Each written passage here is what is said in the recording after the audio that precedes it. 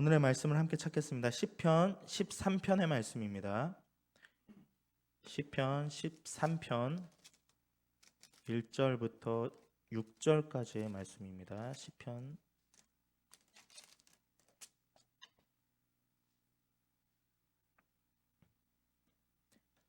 네, 다 찾으셨으면 제가 먼저 읽고 한 절씩 교독하고 마지막 절 합독하도록 하겠습니다. 여호와여, 어느 때까지니까 나를 영원히 잊으시나이까? 주의 얼굴을 나에게서 어느 때까지 숨기시겠나이까?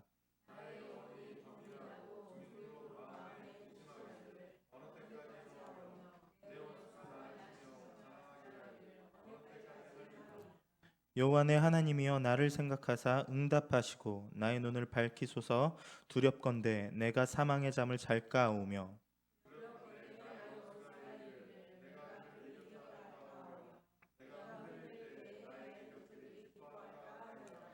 나는 오직 주의 사랑을 의지하여 싸우니 나의 마음은 주의 구원을 기뻐하리이다. 내가 여호와를 찬송하리니 이는 주께서 내게 은덕을 베푸심이로다. 아멘. 네. 환영하고 또 만나서 반갑습니다. 우리 서로 보고 좀 인사를 나누도록 하겠습니다. 만나서 반갑습니다. 인사하겠습니다. 네, 그리고 우리의 고백을 또 함께 나누도록 하겠습니다. 우리가 기도할 수 있음은 큰 축복입니다라고 함께 나누겠습니다. 우리가 기도할 수 있음은 큰 축복입니다. 우리 한 번 더, 기도는 당신의 삶을 변화시키십니다. 아멘. 오늘 시편 13편의 말씀을 통해서 우리가 기도할 수 있는 게 얼마나 큰 축복인지, 또 기도할 수 있음이 얼마나 다행인 일인지, 또 얼마나 행복한 일인지를 좀 나누려고 합니다. 오늘 13편, 이 시편의 말씀을 다루기 전에 시편의 구조에 대해서 제가 잠깐 말씀드리면 이따가 말씀을 이해하는 데 좀 도움이 될 것 같습니다. 시편은 총 150편으로 되어 있죠. 이 시편은 예배용 찬양집이자 또 기도서이기도 합니다. 시편에는 개인적인 탄식도 있지만 또 공동체의 신앙 고백도 많이 담겨 있습니다. 그리고 150편의 이 시편은 제1권, 2권, 3권, 4권, 5권까지 이렇게 총 5개로 구조가 나누어져 있고 이 5권의 책으로 되어 있습니다. 특별히 시편은 다른 성경들과는 달리 시편 13장이라고 말하지 않죠. 제가 이렇게 써놨듯이 시편 13편이라고 합니다. 왜 그럴까요? 네, 시편이니까, 편이니까 그 뒤에 장이 아니라 이렇게 일리가 있는 말입니다. 1장, 2장 이런 말 대신 시편은 1편, 2편, 3편 이렇게 얘기하잖아요. 그 이유는 이 한 편 한 편이 다 각각의 문학이기 때문입니다. 이 한 편 한 편은 서로 이어지지 않아요. 시편 1편은 시편 1편 그대로 그 존재 자체로 하나의 문학입니다. 2편은 2편 그대로의 문학입니다. 3편도 완성입니다. 4편도 그 자체로 완성입니다.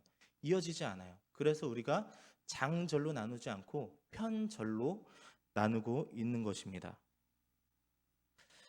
각각의 시이고 각각의 찬양곡이라서 우리가 편이라는 이 단어를 씁니다. 오늘 시편 13편도 하나의 완성된 시입니다. 그리고 탄원시라고 합니다. 이 탄원시의 내용을 보면 시편의 기자, 이 시편에 고백하고 있는 사람이 무언가 탄식을 하면서 하나님께 탄원을 합니다. 탄원이 무엇일까요?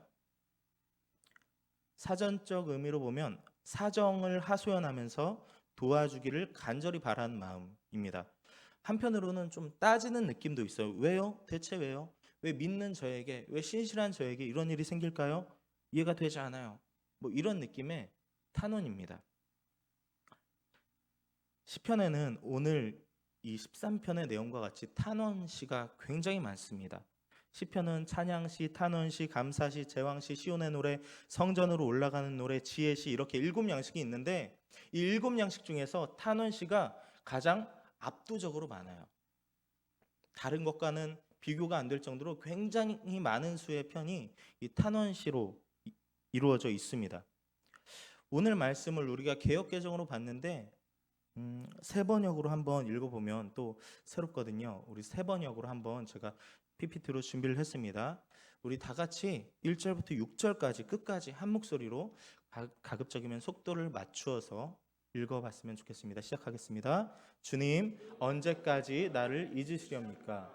영원히 잊으시렵니까? 언제까지 나를 외면하시렵니까? 언제까지 나의 영혼이 아픔을 견뎌야 합니까? 언제까지 고통을 받으며 괴로워하여야 합니까? 언제까지 내 앞에서 의기양양한 원수의 꼴을 보고 있어야만 합니까? 나를 굽어 살펴주십시오. 나에게 응답하여 주십시오. 주 나의 하나님, 내가 죽음의 잠에 빠지지 않게 나의 눈을 뜨게 하여 주십시오. 나의 원수가 내가 그를 이겼다 하고 말할까 두렵습니다. 내가 흔들릴 때에 나의 대적들이 기뻐할까 두렵습니다. 그러나 나는 주님의 한결같은 사랑을 의지합니다. 주님께서 구원하여 주실 그때에 나의 마음은 기쁨에 넘칠 것입니다. 주님께서 나를 너그럽게 대하여 주셔서 내가 주님께 찬송을 드리겠습니다. 아멘. 오늘 이렇게 말하고 있는 사람은 다윗입니다. 다윗의 탄원시. 정확하지는 않지만 많은 사람들이 추측하기를 다윗이 사울에게 쫓겨다니며 숨어 지낼 때에 지은 시라고 추측하고 있습니다. 이 어떤 상황인지는 우리가 100% 확실히 판단하기는 어렵지만 분명한 것은 다윗은 가벼운 문제가 아니라 목숨이 걸린 문제에 서 있는 상황에서 이 시를 불렀다는 것입니다.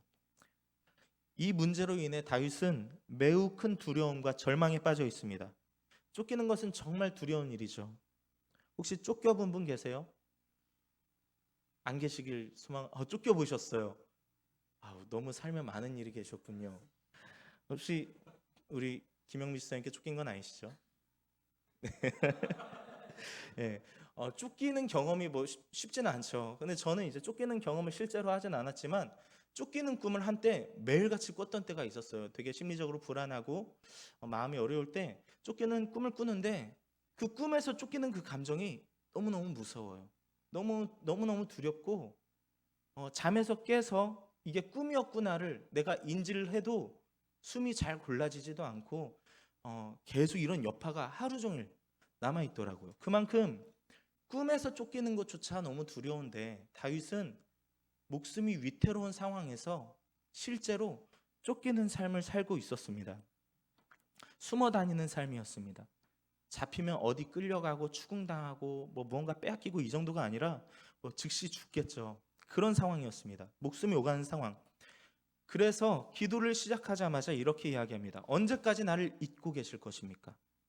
어느 때까지 나를 외면하시겠습니까? 언제까지 나의 영혼이 이렇게 아파야 합니까?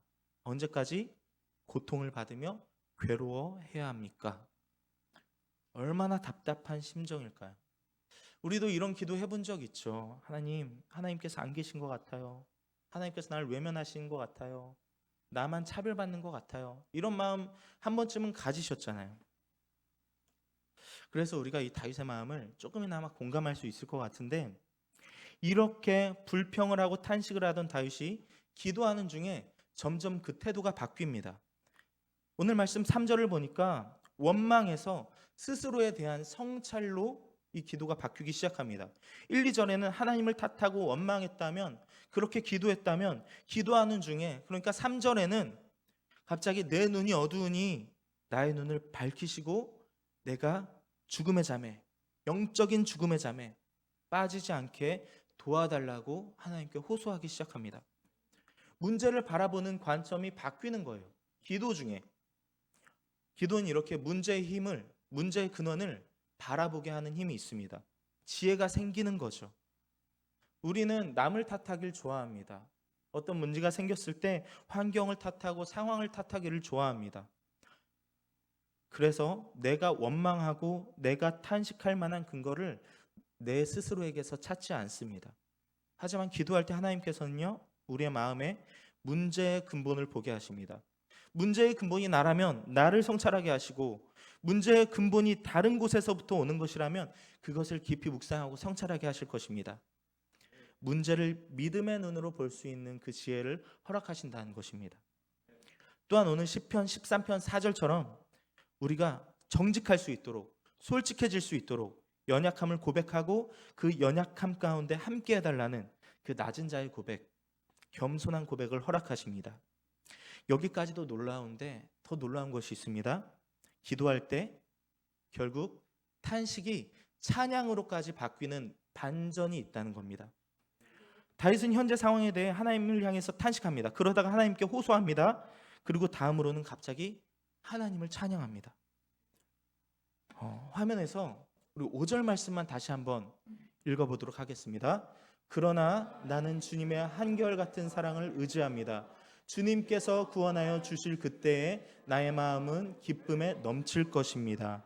아멘. 5절의 첫 문장에 보면 그러나 나는 막 원망하고 하소연하고 탄식하다가 얼마 되지 않아 다윗이 그러나라고 대답합니다. 그러나 나는 주님의 한결같은 사랑을 의지합니다.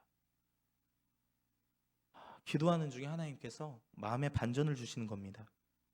탄식의 기도가 탄식의 기도로 끝나게 그냥 내비두는 것이 아니라 결국 하나님을 찬양하고 소망을 바라보는 데까지 하나님께서 이끌어 주신다는 것입니다. 이게 기도의 능력입니다. 여러분, 다윗이 기도의 자리에 섰을 때, 그 탄식하는 그 고백의 자리에 섰을 때 이런 마음이었을 것입니다. 와, 하나님 정말 이해 안 된다. 하나님 너무하신다. 하나님께서 내게 등을 돌렸으니 이제 나는 다 끝났구나. 내가 원수들에게 당하는 것은 시간 문제겠구나. 정말 답이 없다. 소망이 없다. 앞이 보이지 않는다. 나는 곧 죽게 될 거야. 이런 비관적인 마음으로 기도를 시작했을 것입니다. 다윗이 작정하고 나 기도할 때 하나님 원망으로 시작해서 마칠 때에는 꼭 하나님 찬양으로 끝내야지, 이렇게 생각하진 않았을 것 같아요.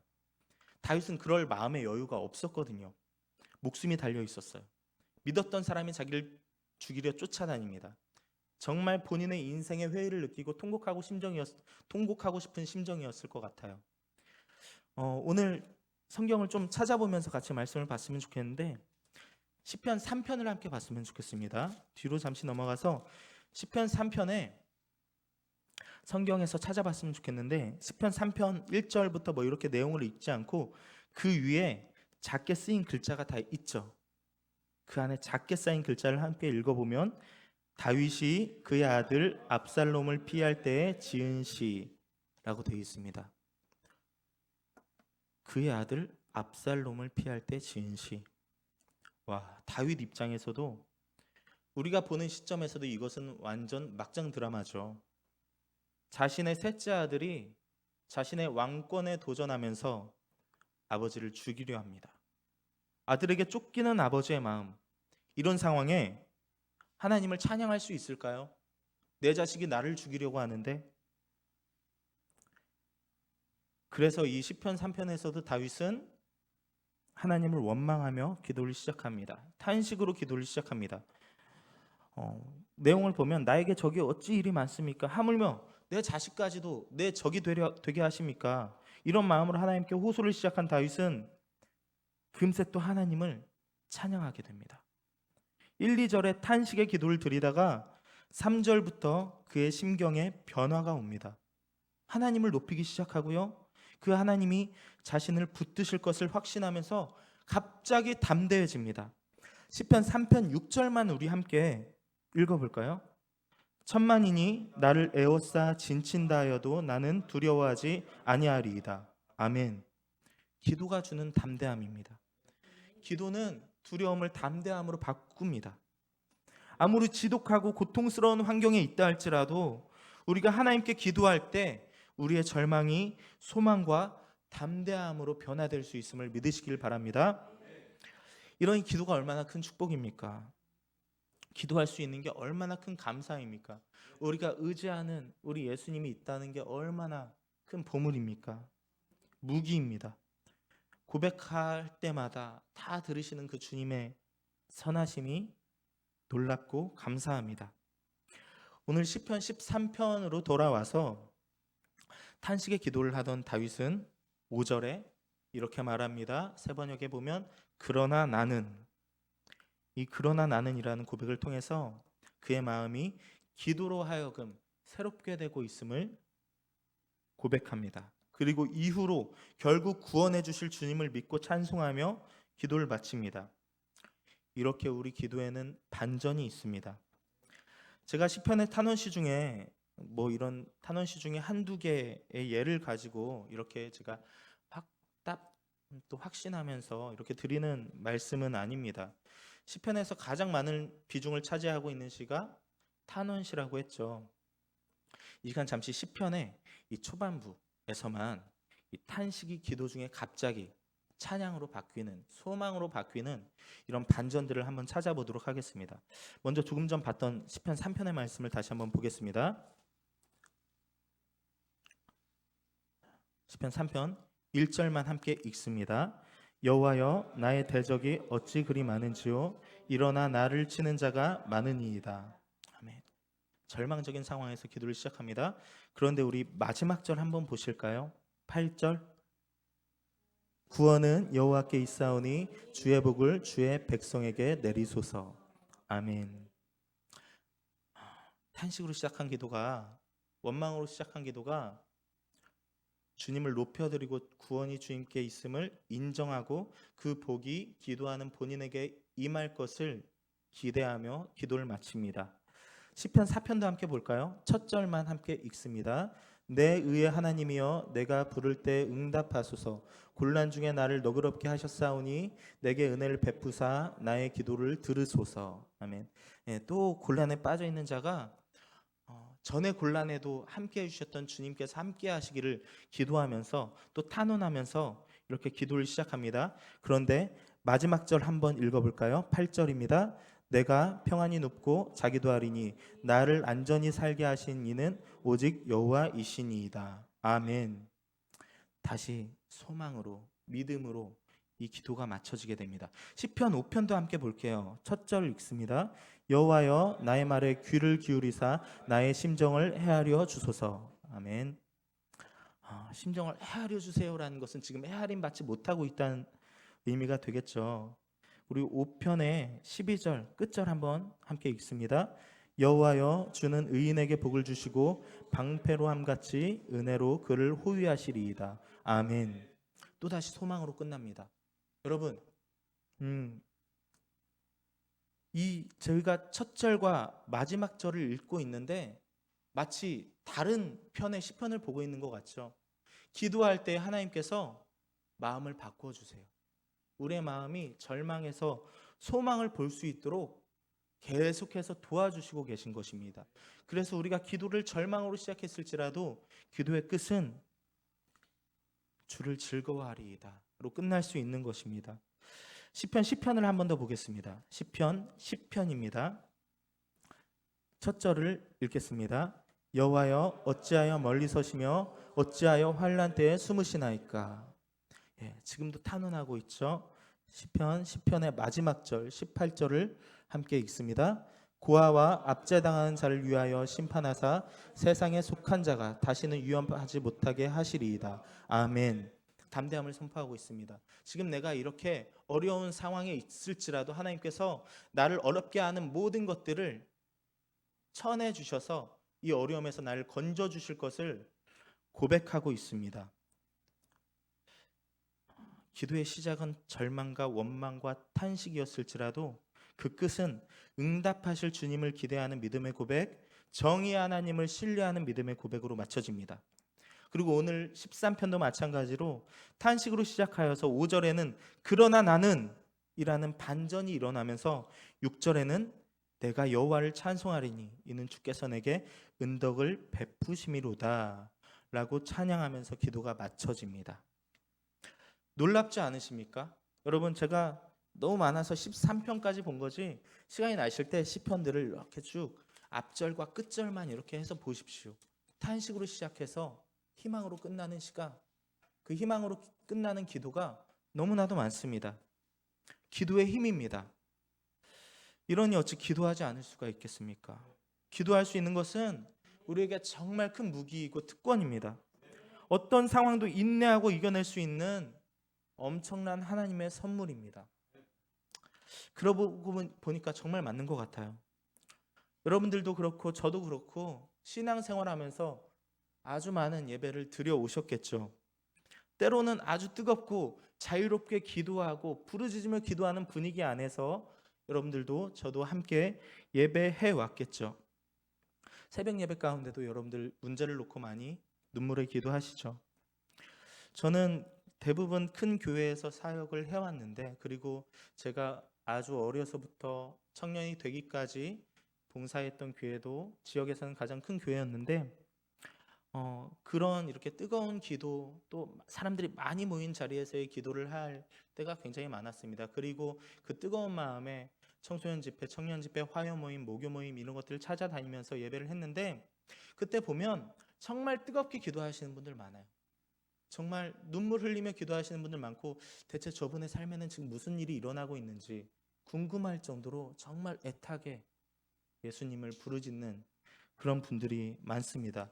그냥 우는 것이 아니라 아주 통곡을 하시는 분들도 많아요. 그런데 그 기도의 시간이 끝나고, 그 예배의 시간이 끝나고 일어나서 저 문을 나갈 때는요, 얼굴이 해같이 빛납니다. 얼굴이 편안합니다. 끝까지 엉엉 울면서 돌아가는 분 아직 못 봤습니다. 물론 끝나고 나서도 엉엉 울면서 저렇게 나가면 좀 스스로가 좀 그래 보일까 봐 참으시기도 하겠죠. 나름대로 추스르겠고, 또 그 추스름이 아니라 기도 전과 기도 후의 변화의 결과라고 생각을 할 수 있을 것입니다. 기도할 때 하나님께서 주시는 변화가 있었기 때문에, 기도할 때는 우리가 슬픔으로 기도하고 통곡하는 마음으로 그 심정으로 주님 앞에 탄원했다면, 우리가 그 기도가 끝나고 맞춰질 때 돌아가는 시간에는 하나님께서 소망을 허락하시고 하나님께서 함께 하시겠다는 그 확신을 가지고 돌아가기에 해같이 밝은 얼굴로 저 문을 나설 수 있는 거라고 믿습니다. 믿는 자의 특권입니다. 기도하면 그렇게 기대할 수 있는 거예요. 그게 그 소망입니다. 탄식밖에 안 나오는 인생에서 우리의 삶을 인도하는 절대자이신 하나님께 우리가 호소했다면 우리의 내일은 밝습니다. 소망이라는 게 주어집니다. 개인적인 이야기지만 저는 하나님을 믿지 않으려고 독하게 마음 먹었을 때가 있습니다. 놀랍게도 전도사 생활을 하면서요. 물론 여기서 예수님교회에서는 아닙니다. 아주 오래전의 일입니다. 제 삶에 고난이 끝나지 않는 거예요. 한 문제를 넘어서면 다시 곧 다른 문제가 찾아오는 겁니다. 많은 분들이 그 반복을 기억하시겠죠. 또 어떤 트라우마 같은 것도 있을 수 있어요. 문제가 이제 좀 괜찮겠다 싶으면 또다시 더 큰 문제가 찾아오고, 이 반복을 하니까 지옥 같은 거예요. 이게 지옥인데 이보다 더 지옥이 있나? 이럴 거면 내가 한번 안 믿어볼까? 삶에서 내가 안 믿기로 작정한 적 없는데 다 해봤는데 안 믿는 것만 안 해봤다 판단을 하고, 제가 하나님을 안 믿기로 정말 굳게 다짐하고 무신론자가 되기를 소망하던 때가 있었습니다. 근데 성공하지 못했어요. 제가 삶 가운데 제 입을 틀어막아도 주여가 나옵니다. 제가 아무리 생각하지 않으려고 해도 예수님이 튀어나옵니다. 제가 아무리 기도하지 않으려고 해도, 하나님 찾지 않으려고 해도 삶의 그 무게 가운데, 삶의 무거움 가운데, 삶의 막막함 가운데 하나님 소리가 절로 나오더라는 것입니다. 우리 삶에 찾아온 어려움 앞에 하나님이라는 소리를 내지 않으면, 예수님이라는 소리를 내지 않으면 우리는 살 수가 없는 인생들입니다. 이미 붙들림 받았기 때문에요. 주여 도와주세요를 외치지 않으면 잠깐도 살 수 없는 인생들입니다. 기도하지 않으면 일말의 소망조차 없는 삶들입니다. 기도할 수 있기에 내일을 기대할 수 있는 것입니다. 하나님께서 이렇게 우리를 사랑하시기에 기도를 허락하셨습니다. 허락하신다는 것은 그냥 듣고 말게가 아니라 그 기도를 내가 받았고 너의 삶 가운데 함께 할게 라고 말씀하시는 것입니다. 그런데 어쩌면 우리는 이렇게 반문할 수 있을 거예요. 기도하는데 달라진 게 없습니다. 주님, 기도하는데 들으시지 않으십니다. 기도하는데 하나님, 기도하는 것이 하나도 이루어지지 않는 것 같아요. 이런 마음이 들 때도 있을 거예요. 그런데 놀랍게도 하나님은 그런 상황 가운데도 하나님의 뜻을 우리의 삶 가운데 이뤄나가시고, 그것이 바로 우리의 기도의 응답이라는 것입니다. 그 증거가 이 시편의 흐름에 있습니다. 시편 1편부터 끝 150편까지의 흐름이 우리가 기도하는 그 인생의 흐름이라고 생각을 합니다. 시편은요, 다윗이 쓴 시도 있고 고라자손이 쓴 시도 있고 에단이 쓴 시도 있고 아삽의 시도 있고 저자가 밝혀지지 않은 시도 있습니다. 그런데 이것을 다 일단 막론하고 시편 전체의 흐름을 보면요, 앞부분은 거의 다 탄원시입니다. 탄원시들은 다 앞부분에 쏠려 있어요. 물론 뒷부분에 나오지만 거의 다 앞부분에 쏠려 있습니다. 하지만 뒤로 갈수록 탄원의 내용은 점점 사라지고 찬양시, 감사시가 주를 이룹니다. 특히 시편의 마지막 부분인 144장 4편부터 150편 그 끝편까지는 모두 좋으신 하나님을 찬양하고 있습니다. 심지어 146장 6편부터 150편까지는요, 모두 첫 글자가, 첫 단어가 할렐루야입니다. 놀랍지 않습니까? 이 5장 전체는 끝 마지막 그 결과, 마지막 그 대미를 장식하는 그 하이라이트는 다 할렐루야 주님을 찬양한다고, 그렇게 찬양의 고백을 시작하면서 기도하고 있습니다. 탄원하면서 원망하면서 하는 기도가 아니라 그 마지막은 다 할렐루야 하나님을 찬양하면서 이 기도가 시작하고 있다는 것입니다. 마치 탄원시 한 편의 흐름, 이 흐름과 시편 1편부터 150편까지의 이 흐름이 같은 느낌을 받습니다. 탄원으로 시작해서 믿음의 고백과 감사와 찬송으로 끝나는 이 탄원시의 흐름이 시편 전체의 흐름과 동일합니다. 이 시편의 흐름이 기도하는 우리 인생의 흐름이 될 것이라고 믿습니다. 당장은 하나님의 응답이 보이지 않아도 오늘 시편 13편과 같이 하나님이 나를 피해 다니신 것 같아도, 안 계실 때가 있는 것 같아도 인생의 큰 흐름으로 보았을 때 분명한 응답이 있을 것입니다. 여러분들이 돌아봤을 때 분명히 변화를 경험하게 되실 것입니다. 매일 탄원하고 또 탄원하는 삶일지라도 우리 함께 좌절하지 않길 소망합니다. 기도하는 삶이 지속될수록 탄원보다는 감사와 찬양의 기도가 우리 기도의 주를 이루게 될 것이고, 결국 시편의 마지막 부분처럼 계속 끊임없이 할렐루야, 할렐루야, 할렐루야 찬양하면서 그렇게 고백하는 삶이 될 것입니다. 우리의 기도를 분명히 들으시고 이루어 주시는 하나님이십니다. 물론 우리의 뜻대로가 아니라 그분의 뜻대로 이루어 주실 것이기에 늘 우리 마음, 우리 바람 같지는 않을 것입니다. 하지만 분명히 들으시고 주님의 뜻대로 인도하시고 마침내 매일 할렐루야 찬양하는 삶을 허락하실 것입니다. 말씀을 정리하겠습니다. 그러므로 기도하는 그 특권을 계속해서 사용하시길 바랍니다. 어떠한 절망적인 순간에서도 기도할 때 하나님께서 그러나 이 고백을 허락하셔서 기도하는 중에 우리의 마음의 반전을 이루어 주실 것입니다. 우리의 믿음의 눈을 뜨게 하실 것이고 기도로 하여금 다시 한번 소망을 주실 것입니다. 탄원으로 시작한 기도일지라도, 원망과 탄식으로 시작한 기도일지라도 감사와 찬송으로 맞춰지게 될 것입니다. 탄원의 기도 중에 그러나라는 반전을 허락하시고 내일을 기대하게 하시고 우리의 기도를 우리 뜻대로가 아니라 하나님의 뜻대로 응답하실 주님을 믿고 신뢰하시기를 바랍니다. 그래하여서 하나님 앞에 고백할 때마다, 기도할 때마다 할렐루야라고 고백할 수 있는 우리 인생들이 되시기를 소망합니다. 기도하겠습니다.